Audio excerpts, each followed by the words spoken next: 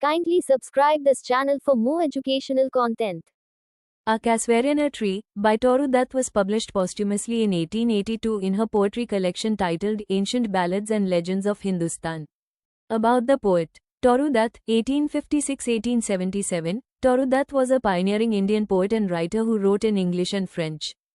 Despite her short life, she left a lasting impact on Indian literature, especially as one of the earliest Indian women to write poetry in English. Literary contributions. She wrote both original poems and translations. Her major works include A Sheaf Gleaned in French Fields, 1876, translations of French poetry into English. Ancient Ballads and Legends of Hindustan, 1882, posthumous, original poems based on Indian myths and legends. A Tree, included in the above collection, her most famous poem, blending personal memory with national and natural symbolism. She also wrote a French novel called Le Journal de Mademoiselle d'Avaz, published posthumously in 1879. Death. Toru Dutt died of tuberculosis on August 30, 1877, at the age of just 21. Her early death was mourned deeply in both India and Europe. A Tree by Toru Dutt, like a huge python, winding round and round.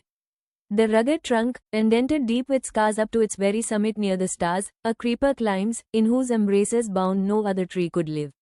But gallantly, the giant wears the scarf, and flowers are hung. In crimson clusters all the boughs among, whereon all day are gathered bird and bee, and oft at nights the garden overflows with one sweet song that seems to have no close, sung darkling from our tree, while men repose. When first my casement is wide open thrown, at dawn, my eyes delighted on it rest, sometimes, and most in winter, on its crest. A grey baboon sits statue-like alone, watching the sunrise, while on lower boughs his puny offspring leap about and play, and far and near kokilas hail the day, and to their pastures wend our sleepy cows, and in the shadow, on the broad tank cast. By that hoar tree, so beautiful and vast, the water lilies spring, like snow enmassed. But not because of its magnificence. Dear is the Casvariana to my soul, beneath it we have played, though years may roll, O sweet companions, loved with love intense, for your sakes, shall the tree be ever dear. Blent with your images, it shall arise in memory, till the hot tears blind mine eyes. What is that dirge-like murmur that I hear? Like the sea breaking on a shingle beach? It is the tree's lament, and eerie speech, that haply to the unknown land may reach. Unknown, yet well known to the eye of faith. Ah, I have heard that wail far, far away, in distant lands, by many a sheltered bay, when slumbered in his cave the water wraith.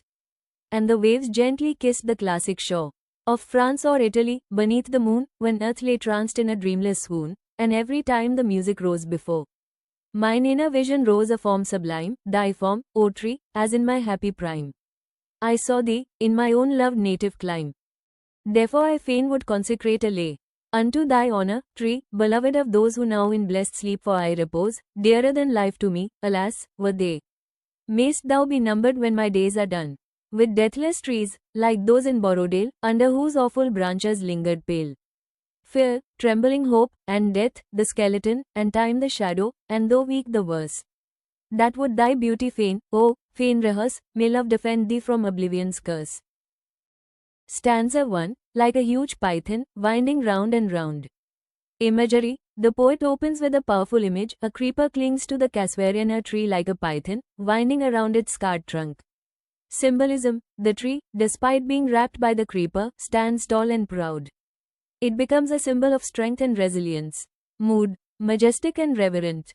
Nature's vitality. Birds and bees are drawn to the flowers on the tree, and a song fills the garden at night, showing the tree's central role in the ecosystem. Stanza 2, when first my casement is wide open thrown.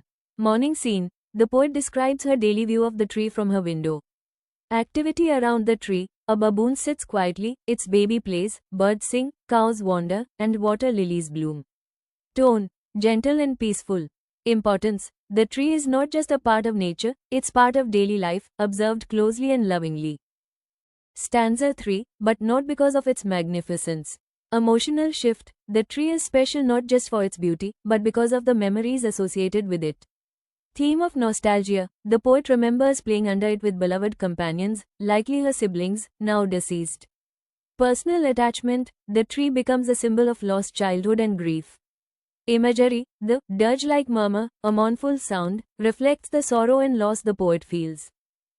Stanza 4, unknown, yet well known to the eye of faith. Memory and travel. Even when the poet travels to Europe, she imagines hearing the trees wail in the sea sounds. Symbolism. The tree becomes a bridge between lands, memories, and times. Tone. Reflective and spiritual. Connection to homeland. No matter how far she goes, her mind returns to the tree, symbolizing India and home. Stanza 5. Therefore I fain would consecrate a lay.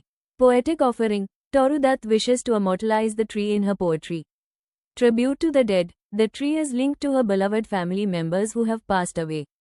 Hope for legacy. She compares it to famous trees in English poetry, like those in Wordsworth's Borrowdale. Tone. Earnest and hopeful. Theme. Art as preservation. Through poetry, both the tree and the memories it holds can defy oblivion. Viewer, kindly subscribe this channel.